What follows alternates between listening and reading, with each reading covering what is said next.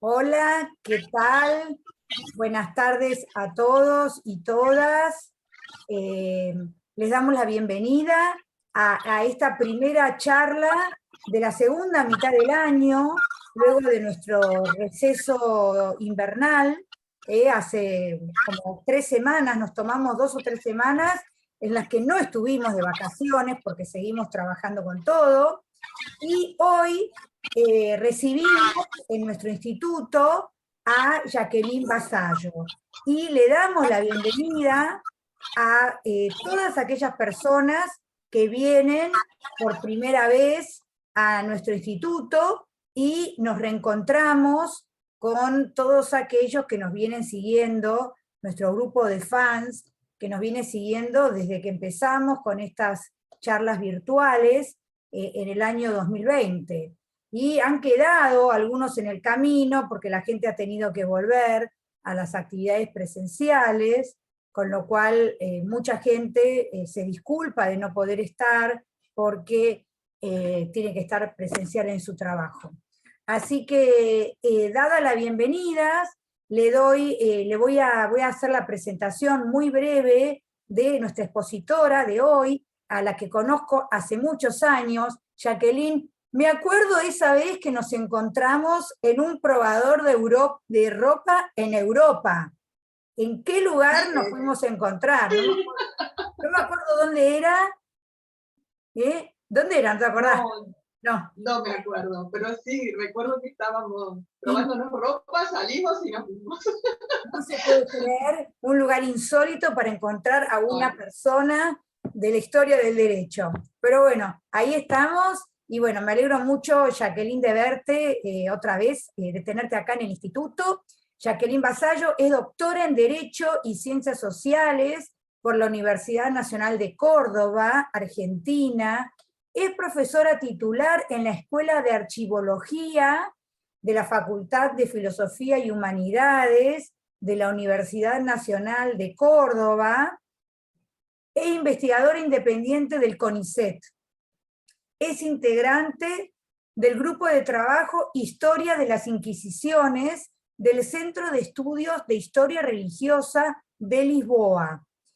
Participa desde el año 2012 en proyectos financiados vinculados a la temática en la Universidad de Córdoba, España. Es fundadora y directora del programa Género y Documentación en las Inquisiciones Ibéricas, CIES CONICET, Universidad Nacional de Córdoba, Argentina. Y es miembro de este Instituto de Investigaciones de Historia del Derecho. Así que hecha esta breve presentación, Jacqueline, te doy la bienvenida. El piso es tuyo. Adelante. bueno, muchísimas gracias, Viviana, por tu cálida presentación y recibimiento. Muchas gracias por quienes nos están siguiendo y se sintieron interesados, al menos en el título de la disertación que voy a dar. Para mí es un placer estar en esta primera charla en el instituto. La parte buena de la pandemia es que permitió encontrarnos en estos espacios que inventamos en ese momento, y eso implicó mi contacto nuevamente con mis queridos colegas, Viviana, con Ezequiel Abázulo, que me invitaron a formar parte del instituto y me invitaron también a disertar. Yo provengo del campo de la historia del derecho. Lo que pasa es que hace ya casi 2 décadas que gané un concurso de profesora titular en la Escuela de Archivología de la Facultad de Filosofía de la Universidad Nacional de Córdoba, y por lo tanto, mis colegas archiveros, mis alumnos, estudiantes de archivología, me permitieron mirar, estudiar, reflexionar, ¿no es cierto?, y hurgar en los archivos desde otro lugar que yo no, obviamente, no lo concebía desde mi disciplina, ¿no? Desde mi disciplina inicial, que es esto de pensar las políticas archivísticas en la historia, en el ámbito del antiguo régimen, y para el caso que hoy nos convoca, las políticas archivísticas de la Inquisición. Entonces esto quisiera decirlo, porque del contacto y del trabajo con ellos, pude ver los archivos desde otro lugar y sus políticas, más allá de recurrir a los archivos en busca de insumos, para nuestras investigaciones. Jacqueline, te voy a pedir que hables un poco más fuerte, porque yo tengo el micrófono al máximo. Acércate un poco al micrófono. Ahora se me escucha mejor, le subí el volumen al micrófono, me acerco. Ponele todo, sí. Gracias, Le pongo disculpas. todo. No, por favor, ¿ahora sí mejor? ¿Un poquito? Sí, sí, sí. Bueno, como les decía entonces, la Inquisición española dispuso políticas archivísticas muy concretas a poco tiempo de iniciar su funcionamiento en el siglo XV, finales del XV, con el objetivo de facilitar el funcionamiento y garantizar el secreto que debían cumplir todos, digamos, los funcionarios, desde el mismísimo Consejo de la Inquisición, pasando por los inquisidores que integraban los tribunales, los diversos agentes que trabajaban allí y, por supuesto, los comisarios, ¿sí? A lo largo de los siglos tuvieron que reajustar estas políticas en razón de la cantidad de documentos que iba produciendo la Inquisición, pero también para atender las particularidades que existieron en el funcionamiento de las Inquisiciones en América, entre ellas la distancia, el traslado de los documentos de un lugar a otro, o el impacto incluso que pudo tener el clima de Cartagena de Indias o de Lima, ¿no es cierto?, que sin duda incidía en la conservación de los documentos en el momento en que funcionaban las instituciones. Nuestra disertación se inscribe en los debates sobre las políticas archivísticas que llevó adelante la Inquisición, sobre el archivo, la regulación del archivo y los documentos producidos, pero como objeto de estudio, y su vinculación con los fondos documentales que hoy albergan numerosas unidades de información que se encuentran en América Latina, en Europa y también en Estados Unidos. Se trata de cuestiones que ya fueron puestas en discusión hace ya varias décadas por Pinto Crespo, Pérez Ramírez, Avilés Fernández, Ballesteros, entre muchos otros, aportes que podemos leer en esa magnífica obra, La historia de la Inquisición de España y América, dirigida por Pérez Villanueva y Escandel Bonet.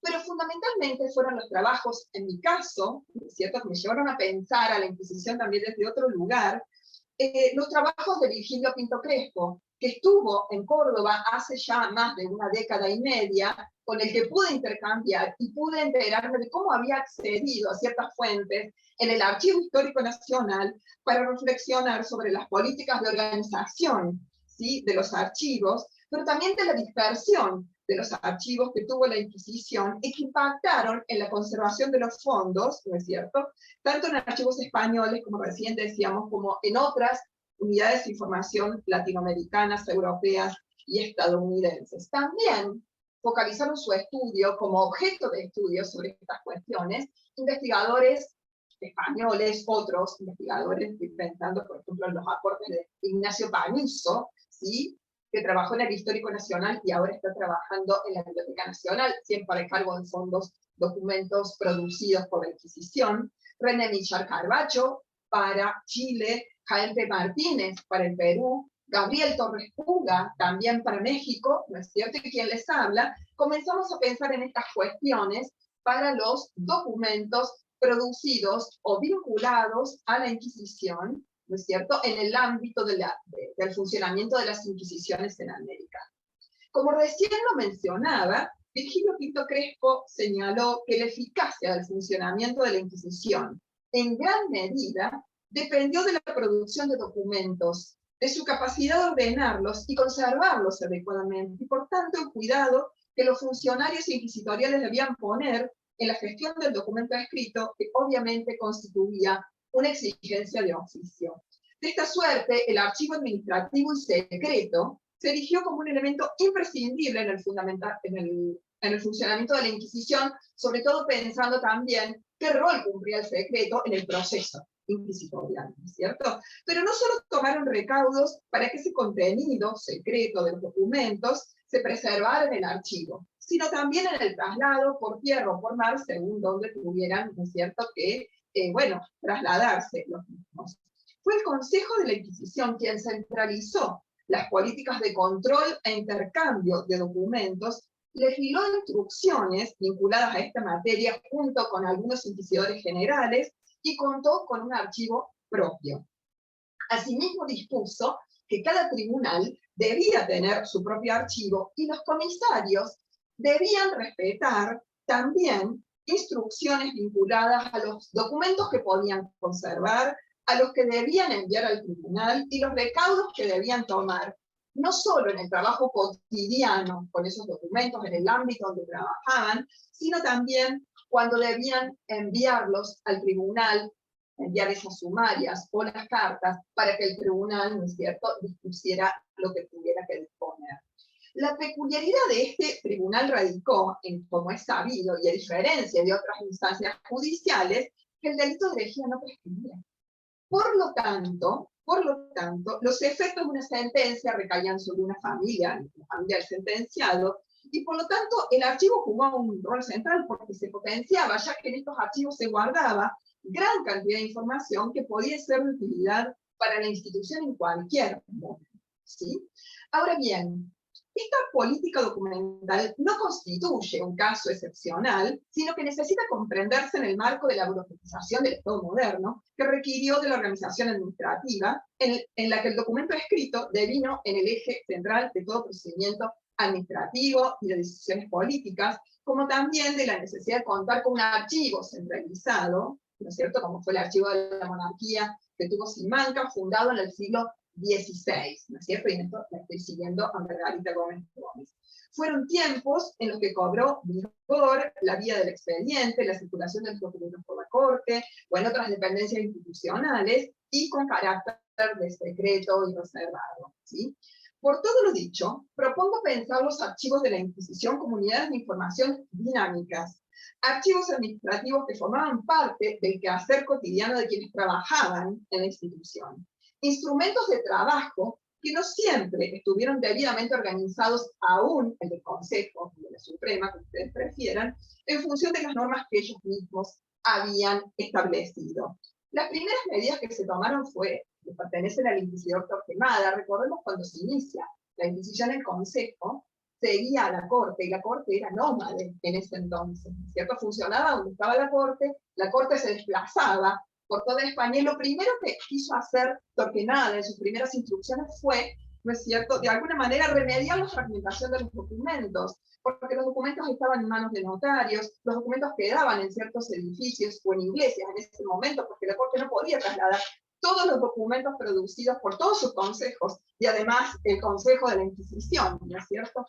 Y entonces se dispuso que sus documentos fueran a parar a las arcas cerradas con 3 llaves. Esto es bastante habitual, ¿no es cierto? También en otras instituciones, cuando se funda la Casa de Contratación, tiempo después vamos a encontrar este modo de preservar los documentos, ¿sí? Y también se dispuso, por ese entonces, en 1498, en las instrucciones de Ávila, que cada tribunal debía tener una cámara del secreto. Pensemos, la Corte y la Suprema eran nómades, pero los tribunales tenían una sede, el Tribunal de Córdoba, el Tribunal de Sevilla, tenían una sede fija, y por lo tanto ellos podían tener una cámara del secreto, es decir, una habitación destinada al archivo, ¿no es cierto? Porque las arcas quedaban pequeñas, quedaban incómodas, y entonces debieron organizar, ¿no es cierto?, los archivos con una puerta, con 3 llaves.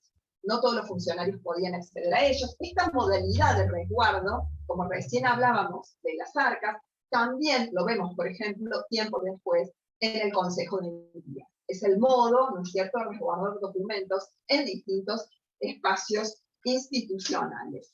Durante la segunda mitad del siglo XVI, la Inquisición dispuso una importante reorganización que tuvo un signo bien definido, la burocratización, y que en paralelo realizaron otros consejos, como recién señalaba, el Consejo de Indias.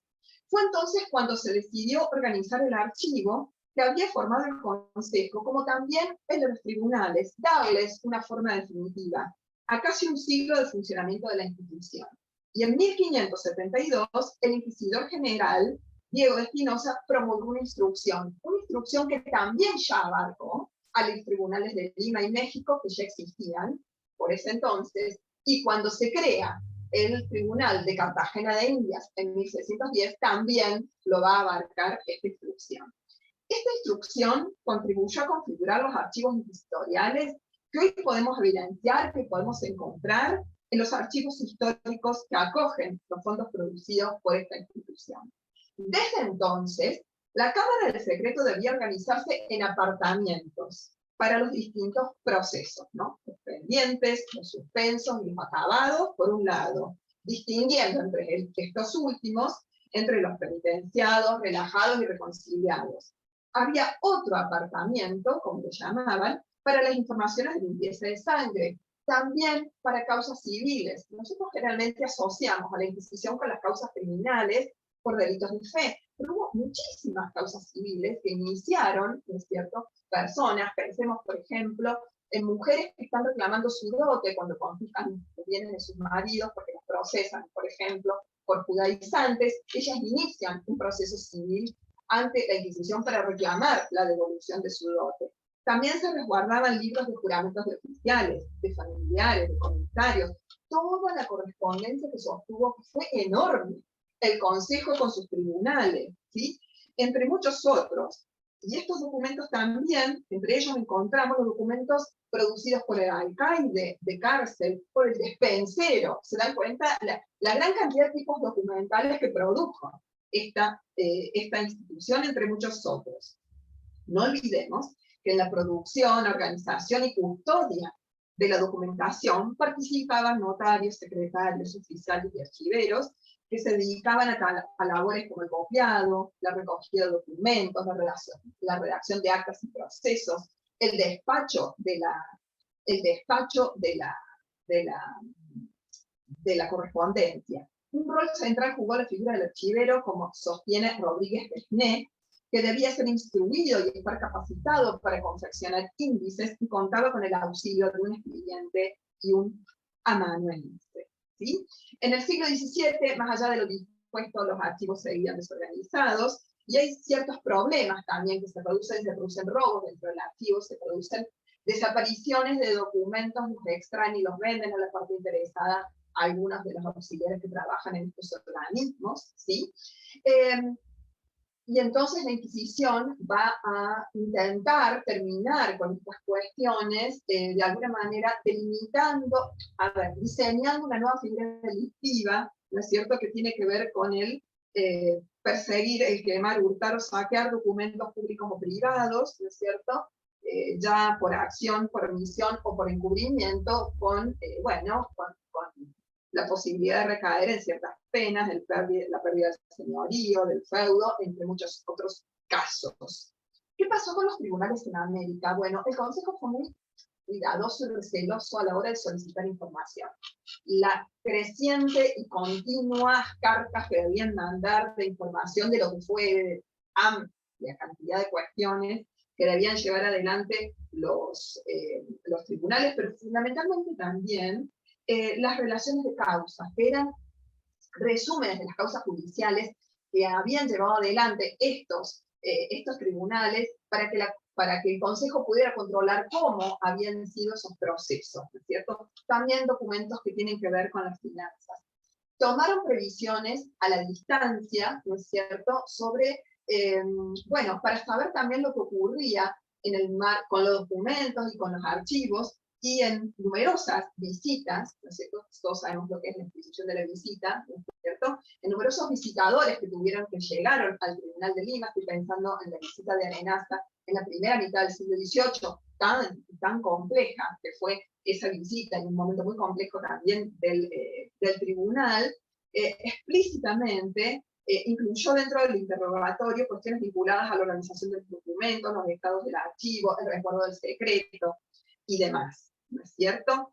Ahora bien, la Suprema o el Consejo, como los otros consejos, debían enviar documentos al archivo de Simancas una vez que fue fundado. Sin embargo, a principios del 17, muy pocos documentos habían sido llevados al archivo de Simancas. La documentación de la Inquisición, del Consejo de la Inquisición, perdón, va a estar llegando a Simancas, al archivo de Simancas, a mediados del siglo XIX, ya cuando se culmina, ¿no es cierto?, con la Inquisición en España, y después ya una buena parte de ese conjunto documental, y ya sin valor administrativo, va a engrosar las filas del Archivo Histórico Nacional. quienes trabajamos la historia de las Inquisiciones en América, tenemos la consulta ineludible de José Toribio Medina y su obra, ¿no es cierto? Medina consultó los documentos de la Inquisición, ¿no es cierto?, de la Inquisición de Lima, de la Inquisición de Chile, de la Inquisición del Río de la Plata, en el archivo de Simancas, antes del traslado que se dispuso, ¿no es cierto?, al Histórico Nacional. ¿Qué ocurrió con los archivos de los tribunales en América? Bueno, tengo muy poquito tiempo para trabajar esto, porque tengo 20 minutos, y como verán, digamos, el tema requiere de muchas aristas, ¿no? Y tiene muchas aristas. Pero ¿qué pasó con ellos? Bueno, la existencia de estos archivos estuvo atada a cómo fue el proceso, ¿no es cierto?, del final de las Inquisiciones en México, en Lima y en Cartagena de Indias, procesos que además ocurrieron en el marco ya también de los procesos revolucionarios y de las guerras de la independencia. Entonces, esto es ineludible, ¿no es cierto? Es importante señalarlo. Pero también estuvieron luego atadas a las políticas que los estados nacionales, las políticas archivísticas que los estados nacionales impusieron para el resguardo de estos documentos, si ingresaron o no, ¿no es cierto?, a sus archivos nacionales. Entonces, hay varias cosas que tenemos que tener en cuenta.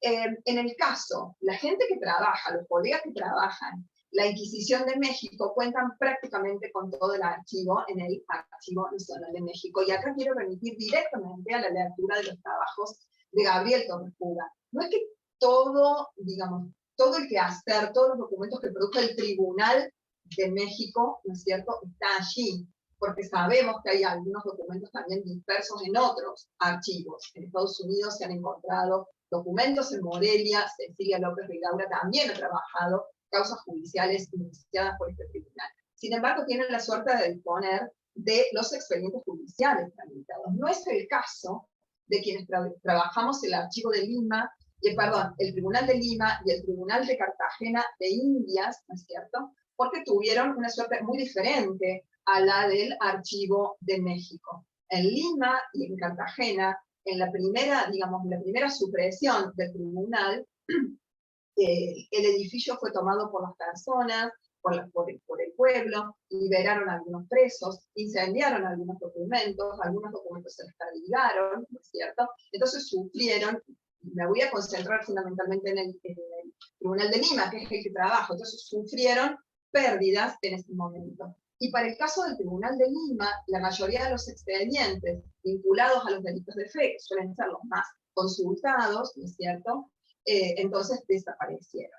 Pero también el tribunal, el archivo del Tribunal de Lima se vio fragmentado en el marco de la Guerra del Pacífico con Chile, ¿sí? Esta cuestión la abordaron René Michel Carballo y Jaime Martínez, cada uno desde su óptica, pero es importante leerlos a ambos, porque se trata de documentos que hoy están en el Archivo Nacional de Chile, ¿no es cierto?, están todavía allí, y forman parte, si bien tienen que ver con cuestiones de Hacienda y demás, forman parte de ese acervo. Entonces, como verán ustedes, la suerte de los archivos es dispar, es diferente de acuerdo a los momentos históricos que estamos hablando y al final de las Inquisiciones.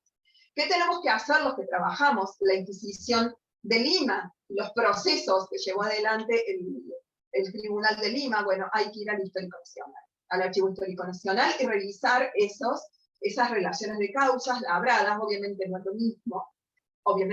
es lo mismo que revisar los expedientes que tienen acceso los colegas mexicanos, pero bueno, hay una forma de acceder a esa información. Hablé de documentos que produjo la Inquisición, pero también hay documentos que se produjeron sobre la Inquisición en el momento histórico que funcionaron estas Inquisiciones. Hubo gobernadores, hubo virreyes, hubo miembros de audiencias, por ejemplo la audiencia de Charcas, ¿no es cierto?, que, bueno, elevaron informes, memoriales, solicitudes, cartas a la monarquía en determinados momentos históricos, dando cuenta de ciertas situaciones que se vivían, ¿no es cierto?, con algunos funcionarios inquisitoriales. Y por lo tanto, esos documentos no están en el Histórico Nacional, porque no iban dirigidos a la Suprema o al Consejo de la Inquisición, iban dirigidos al rey o al Consejo de Indias. Por lo tanto, es importante tener en cuenta esto, porque si vamos de América Latina a los archivos de España a consultar estos documentos, hay que hacer ahí un viaje a Sevilla, ¿no es cierto?, al Archivo de Indias, y no a Madrid, donde está el Histórico Nacional. ¿Qué deja entonces esto en claro? Que para hacer este tipo de trabajos sobre una institución que ha sufrido dispersión, fragmentación de sus documentos y pérdidas también, es fundamental conocer la institución productora, el camino administrativo que tenía ese documento, ¿no es cierto?, el momento histórico que existía, ¿no es cierto?, a qué archivo finalmente iba a parar, a qué archivo administrativo iba a parar, y qué ocurrió después con ese archivo administrativo de esa institución a la hora en que se organizaron los archivos nacionales. Porque allí nos vamos a ahorrar muchos problemas, y porque vamos a entender silencios, ausencias, vamos a poder también entender presencias, ¿sí? Y también me parece importante señalar, insisto en esto, hay documentos producidos por autoridades, ¿no es cierto?, que no son de la Inquisición, pero que colaboraron con ellos. Entonces, cuando trabajamos inquisiciones, como yo les llamo, periféricas o de frontera, en el ámbito del Tucumán y del Río de la Plata, donde actúan los comisarios, hay que conocer los tejidos, las redes que ellos tejieron con otras instituciones para poder funcionar, para también poder encontrar documentos que se produjeron en el ámbito, ¿no es cierto?, de sus trabajos. Por ejemplo, los comisarios de Córdoba en el siglo XVIII están acudiendo a las autoridades reales, ¿no es cierto?, a la justicia ordinaria, para pedirles un lugar en la Real Cárcel del Cabildo para alojar allí a las personas que habían detenido y por los cuales habían iniciado una sumaria, ¿no? ¿Cómo sabemos esto? ¿Por documentos que produjo el comisario? No. Por los libros de visita de cárcel, en cuyas actas, labradas por el notario que trabajaba en el cabildo, ¿no es cierto?, da cuenta de la presencia de personas que están allí detenidas por el comisario de la Inquisición o por la Inquisición. Entonces esto es fundamental para poder conocer el trayecto y la existencia de documentos y no solo quedarnos con los casos. Si hubo casos, si no hubo casos, ¿sí?, si hubo denuncias que después no se tramitaron. Hay muchas formas de interpretar lo que vamos a encontrar o no encontrar en los archivos. Y por último, ya quiero ir cerrando, sí, Viviana, porque ya se está cumpliendo el tiempo que me dieron, unas breves palabras sobre los comisarios. Los comisarios en el Tucumán y el Río de la Plata jugaron un rol trascendental, porque era la presencia de la Inquisición en estas regiones y trabajaban bajo la jurisdicción del Tribunal de Lima, ¿no es cierto? Estos comisarios produjeron documentos, ¿sí? En determinado momento, y esto me parece importante señalar, en eventos especializados sobre Inquisición se señalaba, ¿no es cierto?, que los comisarios no podían tener archivo. Esto no es así. Esto no es así, porque ¿por qué se decía esto? Porque los comisarios, cuando recibían la denuncia, debían tramitar esa denuncia, ¿no es cierto?, iniciar una sumaria, no quedarse con nada de esa denuncia, de esa sumaria, y elevarlos a Lima. El tema es que no todas las denuncias se tramitaron ante Lima, por diferentes razones. Y voy a un caso muy particular, el caso de los solicitantes, ¿sí? Para que un solicitante se le iniciara un sumario, un sacerdote solicitante, tenía que tener denuncias de 3 mujeres diferentes que lo habían, digamos, que había practicado la solicitación. En el comisario de Córdoba, cuyos registros se albergan hoy en el archivo del Arzobispado de Córdoba, ¿sí?, encontramos muchas denuncias que no se tramitaron porque es una denuncia interpuesta por una mujer contra un sacerdote. Y eso se va sumando, pero además hay otros documentos con los que trabaja el comisario. El comisario trabaja con el autor de fe, que tiene que leer, el comisario recibe cartas de Lima que tiene que responder, ¿no es cierto?, y los originales los tiene con él, y después los va transmitiendo. Cuando muere, cuando deja el cargo, transmite ese archivo. ¿Y cómo lo sabemos? Porque hay inventarios de transmisión del cargo, ¿no es cierto?, de la comisaría de Córdoba. Entonces esto me parece central, ¿no es cierto?, de señalarlo. ¿Por qué encontramos ciertos documentos? ¿Por qué no encontramos ciertos documentos en los archivos de las comisarías? En el caso de Argentina, hasta ahora, es el único archivo de comisarios que se han conservado. Hay que seguir buscando, hay que seguir encontrando, seguimos encontrando nuevas comisarías que Medina no señaló en su obra, pero es en el cruce de estos documentos, como yo les comentaba, ¿no? Y tener en cuenta también, estamos trabajando con fondos fragmentados. Por ejemplo, en el caso de la Comisaría de Córdoba, que se encuentra en los fondos, en el archivo del Arzobispado de Córdoba, ha sufrido una fragmentación y una parte de los documentos, muy poquita, pero pero no están ahí, sino que están en la Facultad de Filosofía y Humanidades de la biblioteca, formando parte de la colección Monseñor Pablo Cabrera. Y por último, ¿por qué se conservaron los documentos de esta comisaría? Porque tiene que ver cómo fue el fin de las inquisiciones en el Río de la Plata. Cuando la Asamblea del año 13 suprime el fuero inquisitorial, suprime el fuero inquisitorial. Solamente, o sea, ya una inquisición, ya los comisarios no pueden actuar, pero los obispos ahí recuperan, ¿no es cierto?, sus, digamos, como ordinarios, se recuperan como ordinarios para conocer en causas de fe. ¿No es cierto? Vuelven a recuperar, ¿no es cierto?, esa capacidad jurisdiccional que tenían antes de la creación de la Inquisición. Y entonces en Córdoba siguieron recibiendo denuncias después de la abolición del Santo Oficio, ¿no es cierto? ¿Y dónde estaban esos documentos? Si los recuperaron los obispos y los obispos reciben las denuncias, estará entonces en el archivo del obispado. Y por eso, digamos, esos documentos se conservaron hasta el día de hoy. Eso me parece también importante señalar.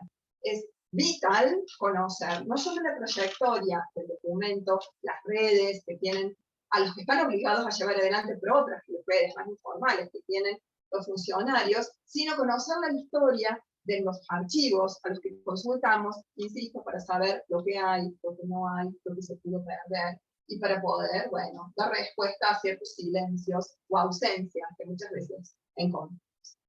Muchas gracias. Quedo a disposición de todos y todas. Bueno, muchísimas gracias, Jackie, y lo que vamos a hacer ahora es salir de este Zoom y volver a entrar con el mismo link para abrir un espacio de comentarios y de preguntas. Así que nos vemos en unos minutos. Gracias.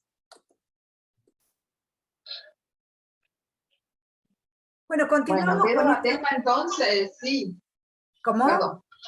No, que quedo atenta a comentarios, claro. Preguntas. Continuamos con esta segunda parte de la charla de Jacqueline Vasallo, en la que vamos a contestar preguntas, a hacer comentarios. Les pedimos por favor a los que quieran preguntar, que levanten la manito que tienen abajo, abajo de la lista de participantes, porque es imposible poder verlos a todos con las pantallitas nada más.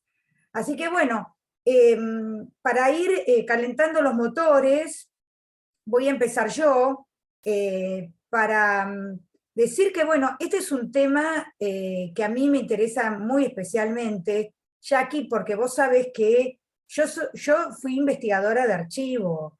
Mi tesis doctoral fue sobre los expedientes judiciales que se conservan en el Archivo General de la Nación y en el Archivo Histórico de la Provincia de Buenos Aires. Si yo hubiera podido tener acceso a los archivos que tienen ustedes en Córdoba, seguramente mi trabajo hubiera sido muchísimo más, mucho más rico. Y bueno, y yo supongo que acá habrán muchos investigadores que utilizan como fuente principal el archivo, para los que debe haber sido muy útil todas tus reflexiones. Y reconocer también que a los historiadores del derecho, algunos historiadores del derecho nos gusta trabajar sobre archivos, y no necesariamente eso es lo que le sucede a otros historiadores del derecho. Hay historiadores del derecho que les gusta trabajar sobre material edito, porque ¿cuáles son las características que tiene que tener el investigador que trabaja sobre un archivo, sobre un expediente judicial, un expediente administrativo o de la Inquisición? ¿Qué pensás vos, Jacqueline? ¿Cuál es el perfil del investigador de archivo? ¿Lo pensaste alguna vez? La verdad, lo mío fue como muy intuitivo. Bueno, a ver, voy a responder como algo que fui historiadora del derecho. Para nosotros, que veníamos de formación de carrera de derecho, era imprescindible, ¿no es cierto?, tener conocimiento de paleografía. Digo, puede ser una verdad de perogrullo para todos los historiadores y historiadoras que nos estén siguiendo acá, en este momento, incluso hasta los archiveros reciben formación de paleografía, pero nosotros no. Nosotros tenemos que aprender informalmente en los archivos, con el personal del archivo, ¿no es cierto?, que te daba tips para poder empezar a entender la letra, a leerla en voz baja, ¿no es cierto? Pero además el archivo, sé que lo compartimos, Viviana, y hay muchos investigadores de historia del derecho que trabajan con archivos, es la fascinación que nos produce, ¿no? Esta fascinación que nos produce trabajar con el expediente, tocarlo, olerlo, no es lo mismo trabajar con pares, que es fantástico, digamos, con pares, ¿no es cierto?, o con documentos digitalizados que nos han permitido en este momento, en estos años de pandemia, no podíamos acceder a los archivos. Sin embargo, esto de la fascinación del encontrar, de la fascinación de, por ejemplo, en algunos casos, los catálogos, ¿sí? O los índices que adolecen de ciertos errores, uno, ¿no es cierto?, encuentra información que no está bien determinada, ¿no es cierto?, o bien descrita en los índices y en los catálogos. Entonces esos son desafíos, son enamoramientos, ¿no es cierto? Y te voy a responder algo con un caso, perdón que me voy a extender, pero es que realmente fue maravilloso, con un caso que encontré en el Histórico Nacional de Madrid hace 3 años, fue en el 2019. Estaba trabajando con la correspondencia del Tribunal de Lima con el Consejo de la Inquisición y me encuentro con un expediente donde el tribunal informaba sobre bueno, un documento, digamos, un expediente que se había hundido en el barco La Hermiona, que lo habían hundido los ingleses frente a Cádiz, ¿no es cierto?, informaba de que se había perdido esa documentación, y después de eso había un expediente iniciado por el comisario de Cádiz, ¿no?, por el comisario de la Inquisición de Cádiz, que había recibido un baúl de manos de un pescador, ¿no es cierto?, un baúl de documentos de manos de un pescador. Él abrió, el baúl se encontró con los signos que eran de la Inquisición, que eran documentos de la Inquisición, lo abrió, rescata sus papeles, y él está iniciando, digamos, un expediente de comunicación a la Suprema, porque él no podía abrir esos documentos. Esos documentos tenían que llegar, digamos, tenían que llegar a la casa de contratación y el comisario mandarlos a Madrid, donde estaba el consejo, ¿no es cierto?, pero no podían abrir ese baúl. Él lo hace para salvar los documentos, los salva, cuenta cómo lo hizo, los puso a secar sobre la playa de Cádiz, ¿no?, sobre la arena de Cádiz, los rescata, dice que los rescató a todos. Y la maravillosa tinta ferrogálica, como escribían en ese entonces, permitió que se salvara el documento y lo anexara al expediente. Con lo cual, yo pude revisar y ver y trabajar un expediente hundido frente a las costas de Cádiz, salvado, ¿no? Entonces, esas son las maravillas que tiene el archivo. Te encontrás con este tipo de historias, bueno, hay que ir armado con preguntas, se te caen tus preguntas, tus hipótesis, hay que rearmarlas, pero creo que es un mundo maravilloso al que hay que ingresar. Yo ingresé hace muchos años y no pienso salir de él hasta el último día de mi vida, ¿no? Pero sí, hay que llegar con cierta formación que los historiadores del derecho no tenemos, y que obviamente la materia, historia del derecho, que se da en las carreras de derecho, excede a esto, porque puede haber múltiples aristas, y sabemos que además, de nuestros alumnos, ¿cuántos pueden salir investigadores? ¿No? No todos tienen la suerte que le ocurrió a Marcel Aspe, ¿no?, que en 3 cursos le salieron 3 investigados, por ejemplo, ¿no? No pasa siempre eso. Entonces, bueno, son herramientas que hay que tener en cuenta para ir a un archivo como historiador del derecho. Gracias, Jackie, pero además, ya te doy la palabra, Sixto, pero además también, ¿cuántos de los historiadores del derecho son investigadores de archivo? Porque algunos te pueden decir, yo ni loco entro a un archivo, a mí no me interesa trabajar con el archivo, entonces, ¿cuál sería el sentido de darles paleografía? Ahí había un comentario en el chat de Alejandra. Claro, lo que quieran, obviamente, que estén interesados. Claro, ahí Alejandra en un comentario decía que ni en la carrera de historia dan clase de paleografía. Y a la necesidad de conocer paleografía, yo sumo la necesidad de tener nociones de lo que era la ortografía y la redacción de la época.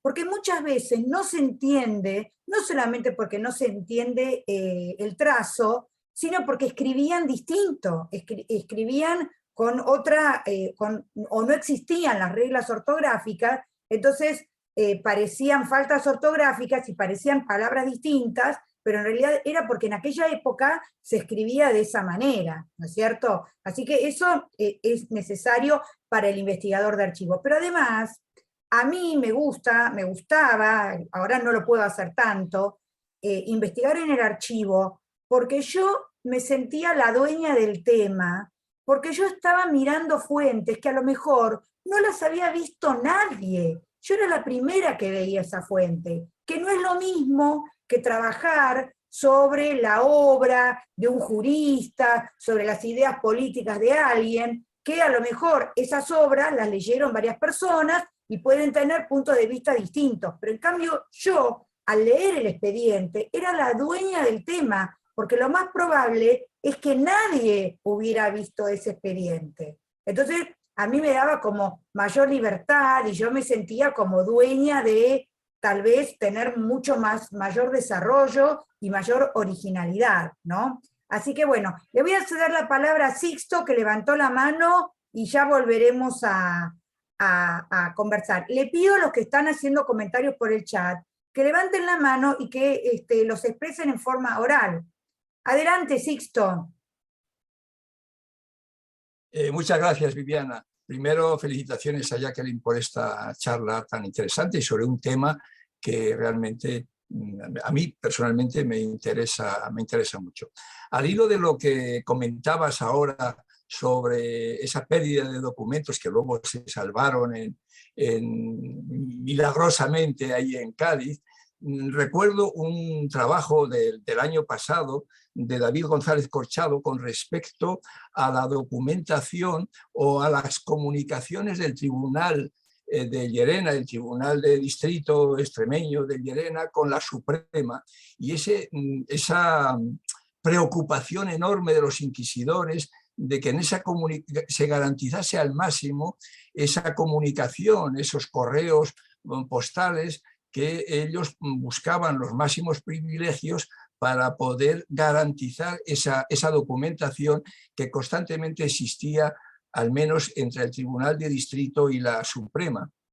Ahí este autor, González Corchado, pues nos habla de la familia Tasis, de cómo controla ese correo postal del siglo XVI y XVII, cómo a partir del XVIII ya se va a encargar controlar directamente a la corona. Pero esa gran preocupación para garantizar esa documentación. Como hablabas de la política de la documentación con respecto especialmente a los tribunales indianos, ¿cuál es esa política que sigue la Suprema con respecto a un tema tan delicado como es el traslado de esa comunicación precisamente desde los territorios transoceánicos, en donde era mucho más complicado el garantizar el que esos documentos llegaban a su destino y que no eran violados, ¿no? Por lo que ya tú también comentabas. Bueno, esta era mi pregunta. Muchas gracias, Sixto, por el aporte. He tomado nota para buscar el trabajo. Es la misma política, exactamente la misma política. La necesidad, ¿no es cierto?, que tiene la Suprema de recibir información de los tribunales y la obligación que los tribunales le trasladan también a los comisarios de mandar información. Es más, dicen las instrucciones del comisario, si no hay ninguna novedad, que lo digan. No hay ninguna novedad, que lo manifiesten, ¿no? Para el caso de América, usaban los mismos correos, pues había que trasladar la documentación a España, ¿no es cierto? Exactamente por las mismas naves que trasladaban personas y otros documentos, ¿no es cierto?, que enviaban otras autoridades coloniales. Van todos en el mismo barco, generalmente en diferentes cajones, por lo que uno ha podido encontrar.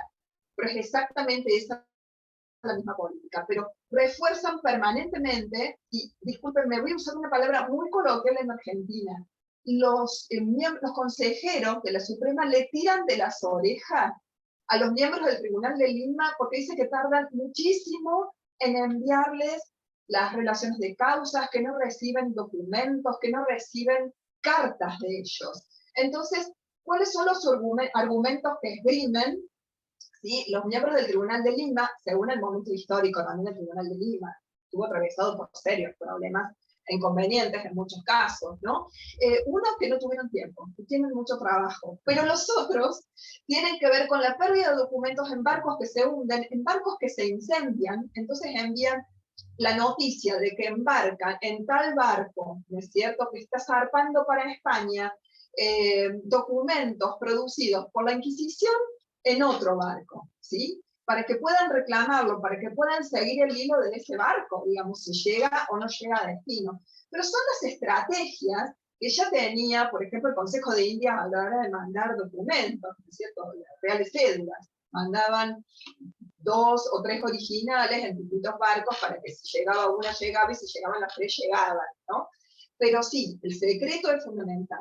El tema de los chasquis, el tema de la regulación del correo gratuito para los inquisidores, esa es una cuestión que en el siglo XVIII se va a debatir muchísimo, también en la Suprema, porque van a empezar a querer cobrarles el traslado a los tribunales, y los tribunales pelean para que no se los cobren. Bueno, es una cuestión muy amplia, diversa, que tiene, insisto, muchas aristas, pero muchas gracias por el dato y da para Gracias, seguir Jacqueline. trabajando. No, por favor.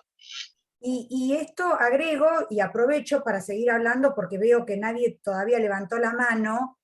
Esto tiene que ver, y vos lo dijiste también, con esta preocupación por el documento y la conservación y el archivo, tiene que ver con la necesidad que tienen las instituciones de legitimarse. No en vano, la directora de la sección de documentos escritos del Archivo General de la Nación, que dio una charla acá en el instituto, Graciela Swiderski, mencionó que la fundación del Archivo General de la Nación coincide con el surgimiento del Estado Nacional, que necesitaba de los documentos del archivo para legitimarse. Y lo mismo debe haber sucedido con el archivo de la Inquisición y con los archivos de todas las instituciones que vos estuviste nombrando. Tiene que ver con eso. No sé si vos estás de acuerdo. Bueno, ahí hay una pregunta de Elena Ansúrez Medina. Adelante, Elena. Presentate, decinos de dónde sos. Elena, sí, dejó un comentario. Elena, te escuchamos. Muchísimas gracias. Agradezco la invitación aquí a la doctora Viviana Kugler y a la expositora, la doctora Vasallo. Muchas gracias por la participación. Bueno, pues son como más que preguntas, como varios comentarios.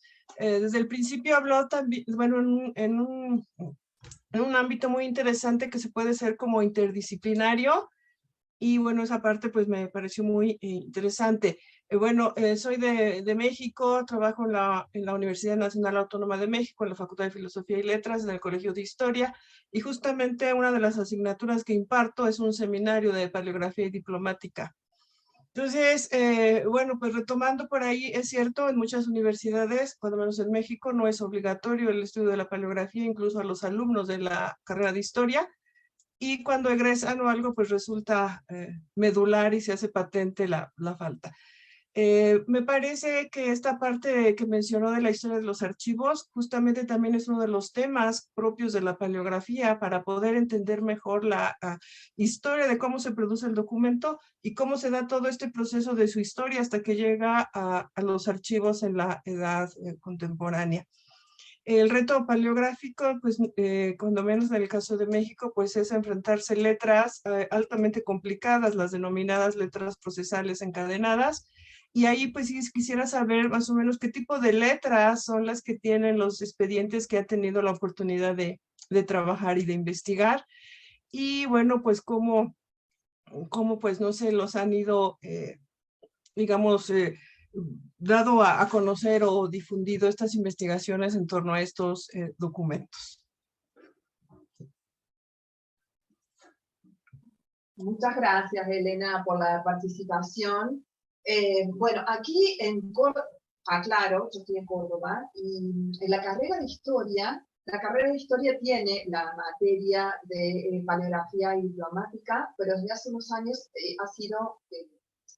se ha dispuesto que sea optativa, con lo cual es todo un problema eso, pero bueno, los alumnos siguen cursándola, es importante, ¿no es cierto? Incluso en determinado momento los alumnos de archivología y los alumnos de historia cursaban la materia todos juntos, con lo cual eso podría ser una experiencia bien interesante, muy bien interesante. Yo trabajo el siglo XVIII, básicamente, voy empecé con el 18 porque, bueno, Viviana y Ezequiel saben, yo empecé trabajando sobre la justicia ordinaria de Córdoba, la justicia del Cabildo de Córdoba, y, ¿no es cierto?, en el siglo XVIII, y entonces era la letra que yo conocía, que había aprendido a leer en el archivo histórico de la provincia de Córdoba, ¿no es cierto? Y entonces todo lo que trabajo por ahora, ¿no es cierto?, es, bueno, esa letra, ¿no es cierto?, más legible del siglo XVIII, ¿sí? No estoy con las letras que usted ha dado cuenta recién en ese momento. Yo no estoy preparada para leer ese tipo de letras, en absoluto, todavía no. Y lo que sí me parece necesario, pensando en lo que planteó Viviana y pensando en lo que planteó Elena, es esto de aprender con los historiadores paleografía y diplomática, pero que ellos también pudieran comprender junto a nosotros lo que tiene que ver con, digamos, los procesos judiciales, las partes de los procesos judiciales, las dinámicas de la justicia, si vamos a trabajar en el ámbito de la justicia, por supuesto. Porque me parece que de esos intercambios puede haber, bueno, logros, resultados interesantes.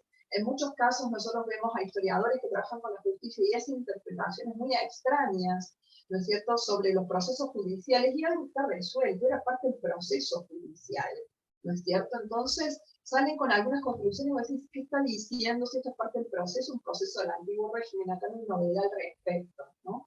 Como nosotros necesitamos nutrirnos de ellos, ¿no es cierto?, en tantas cosas, en historiografías, en interpretaciones y en enfoques, no solo de la paleografía. Quisiera decir acá que colegas, bueno, hay una joven archivera, Martina Bertone, de Uruguay, que está presente aquí y que se ha puesto conmigo en contacto en determinado momento para pensar, trabajar algunas cuestiones sobre Inquisición, y hay también algún estudiante ya técnico profesional archivero de la Escuela de Archivología que está presente en este evento, porque creo que estos son los espacios donde nos nutrimos, ¿no es cierto?, donde contamos nuestras miradas, nuestras perspectivas, pero es imprescindible leernos, escucharnos y trabajar en conjunto. Me parece que eso también es el gran aporte que está haciendo el Instituto de Historia del Derecho, o sea, abriendo las puertas, ¿no es cierto?, a muchísima gente para poder pensar y repensar los temas que trabajamos. Así que, Elena, muchas gracias por su aporte. Tal cual. Ahí hay una manito levantada de María Idalia. María Idalia. María Idalia es una amiga. María Idalia trabaja en Inquisición en México. Hola, Idalia. ¿Cómo estás? Deja ver si logro hacer que esto funcione. Sí. Hola, ¿cómo estás? ¿Cómo estás? Un placer bien, verte. bien. Quería preguntarte una cosa. Bueno, dos. Bueno, más bien tres. Una es, ¿qué papel tiene en estos estudios que se hacen sobre los archivos el secretario? Porque como bien sabes, en el caso de México, que bien has dicho, que se conservan muchísimos documentos, incluso desde el siglo XVI, a mí me parece que la historia de los secretarios de los archivos están olvidados y me parece que es el señor del archivo. Creo que no se ha estudiado. Y hasta donde se puede correlacionar con las instrucciones de México, es él el responsable de armar el conjunto de libros que deben ser el orden del secreto. Y ahí va la segunda pregunta. ¿Qué tanto has encontrado correlación directa, al menos en Lima, entre estos libros que indican las instrucciones y lo que se ha conservado? Porque el problema de México es que sí tenemos muchísima documentación, pero el orden original del archivo fue destruido. Entonces tenemos pedazos que quedan por todos lados y que al final encontrarle sentido a veces es muy complicado porque un pedazo del expediente está en un lado y el otro pedazo está por otro lado, y a veces el propio documento que queda no tiene la información necesaria ni siquiera para relacionarlo con otro. Y la tercera pregunta, que tenía que ver con lo mismo, es en el sentido de cuando hablaste de los robos y de todo esto que se da en cierto periodo, ¿qué tanto se han estudiado los robos de los documentos?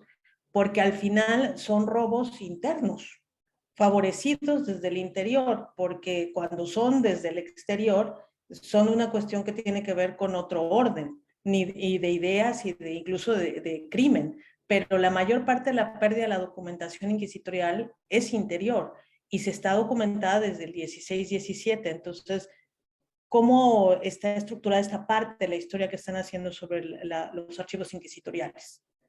Gracias. Ay, me encantan tus preguntas, y dale, pero tengo muy pocas respuestas.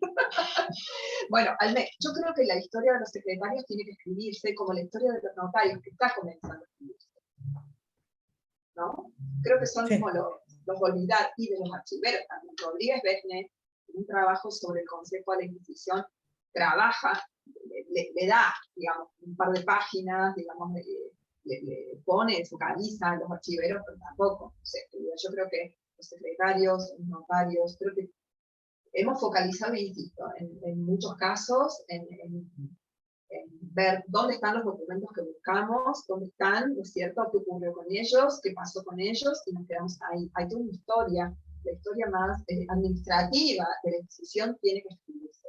De todas maneras, para el caso del Tribunal de Lima, que es lo que yo conozco más, la obra general de Castañedo Delgado y Hernández Aparicio, ellos en los dos tomos, digamos, avanzan sobre estas cuestiones, más formalmente, digamos, ¿no? Pero aluden a ellos, trabajan con ellos, esto me parece importante. Creo que la historia de funcionarios se quedó en los visitadores, en los inquisidores.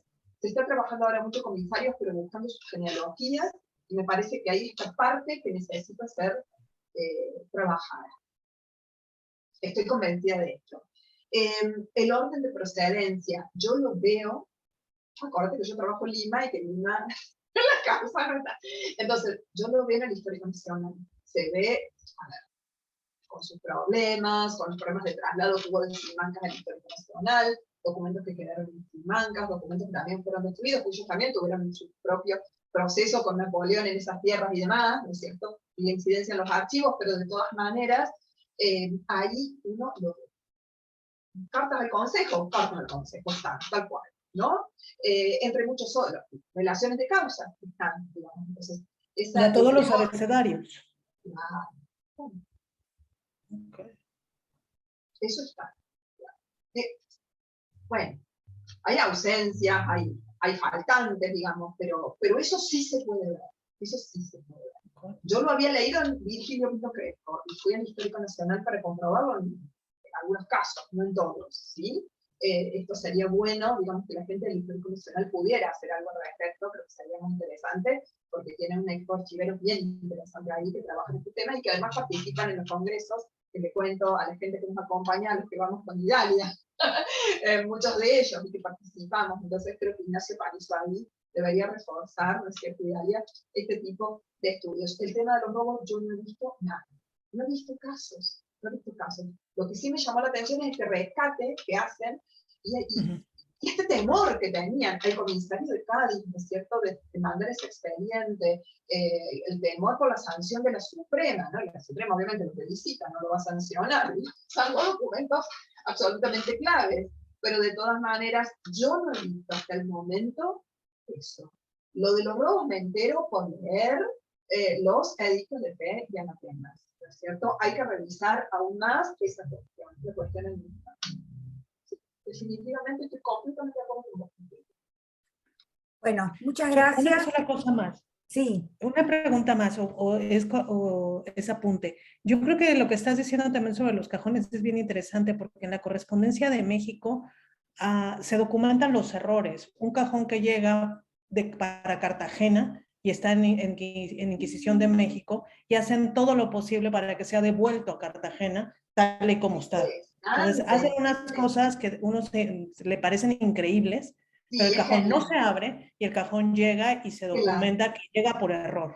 Es espectacular. Y una cosa última, Viena, porque ya sé que tenemos que irnos, pero estos registros que hacen los inquisidores de que enviaron en otros barcos, el barco se incendió o no llegó por... son apenas 2 o 3 rengloncitos que pasan desapercibidos si uno se quiere sumergir en el caso que va buscando, ¿no es cierto? Entonces, por eso insisto, yo creo que la correspondencia con el tribunal es una serie bien interesante para indagar, porque uno encuentra el día a día estos casos que estamos revelando y que está diciendo también María Idalia de lo que he encontrado en el Archivo de México. Es magnífico. Sí, es magnífico lo que hacen con los documentos en ese momento. Bueno, muchas gracias, Gracias. Jackie. Yo quisiera, si vos podés informar acá a los asistentes, sobre todo que tenemos gente que no es de Argentina, acerca de la Escuela de Archiveros de Córdoba, si sigue existiendo, si funciona. Sí, ahí damos clases. Ahora se llama Escuela de Archivología. La Escuela de Archivología fue la primera del país. Ya tiene varios años, hemos cumplido 50 años. Y es una escuela, bueno, donde hay 2 títulos. Bueno, en realidad el título es de licenciado en Archivología, pero hay un título intermedio de técnico profesional archivero que habilita a las personas a trabajar, ¿no es cierto?, con esta formación básica, pero es una formación que habilita a las personas para salir al mercado laboral. Así que sí, es una de las pocas carreras que hay en Argentina, y ahí estamos trabajando con los colegas. Es un Bueno, espacio bien interesante. me alegro muchísimo. Y una última pregunta que te hago, porque ya pasó el tiempo, corrió, ya nos tenemos que ir. Este principio de la archivística de respetar el origen de los fondos, ¿de cuándo es aproximadamente? Porque la fragmentación de la que ustedes hablan, que se pudo deber a cuestiones políticas, a las guerras, a distintas circunstancias, también puede ser que no se conociera en aquella época este principio, que la pregunta es ¿de qué época es este principio de respetar el origen de los fondos? Sí, digamos, la archivística, aún la archivística moderna, de tiempos modernos, ¿no?, de la época moderna, sí se conocían estos principios. El tema es que las fragmentaciones se producen por otros hechos, no porque los produzcan los archiveros necesariamente, sino por los hechos que yo narraba, ¿no es cierto?, recientemente, ¿no es cierto?, por hechos externos a la archivística, en algunos casos, ¿no?, como guerras, como supresiones en el marco de las guerras de la independencia. Pensemos que cuando en Lima las personas, la primera supresión, la de 1812, la de la Constitución de Cádiz, la gente entra al tribunal, quema parte del tribunal y quema el archivo y libera al preso, porque sabe el valor que tienen los documentos y la información que tienen esos documentos. Entonces, eso me parece importante. Los actores del momento sabían del peligro para muchos que esos papeles, digamos, estuvieran en ese lugar, porque mucha gente podía correr peligro de ser, bueno, procesada o perseguida, discriminada por estar ahí, ¿no?, por estar nombrada en esos papeles. Ya Rivadavia, cuando Rivadavia dispone la creación del archivo de la provincia de Buenos Aires, ¿sí?, en 1820, él ya está hablando del orden de procedencia. Tiene otro nombre, no lo recuerdo en este momento, creo que es un trabajo de Graciela Sordi, que ella habla, ¿no es cierto?, y está aludiendo a este principio que es fundamental, porque si no se te pierden los papeles, no los encontrás, no los encontrás.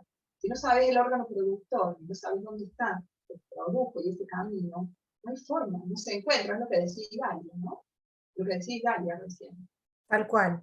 Bueno, Jackie, muchísimas gracias por esta charla tan interesante que abre muchísimos puntos de partida para seguir trabajando, que nos sirve a todos, como vos decías, para seguir conectados y para explorar otras posibilidades y otras necesidades.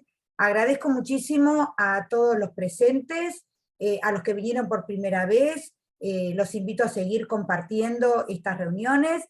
La semana que viene, el 11 de agosto, vamos a contar con la presencia de una charla a cargo de un investigador español, Aniceto Masferrer, que se va a referir a de la honestidad a la integridad sexual, una aproximación comparada al caso español en el marco de la cultura occidental.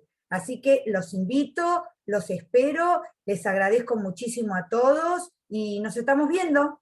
¡Chao! Chao, nos vemos. Gracias de nuevo. Un placer.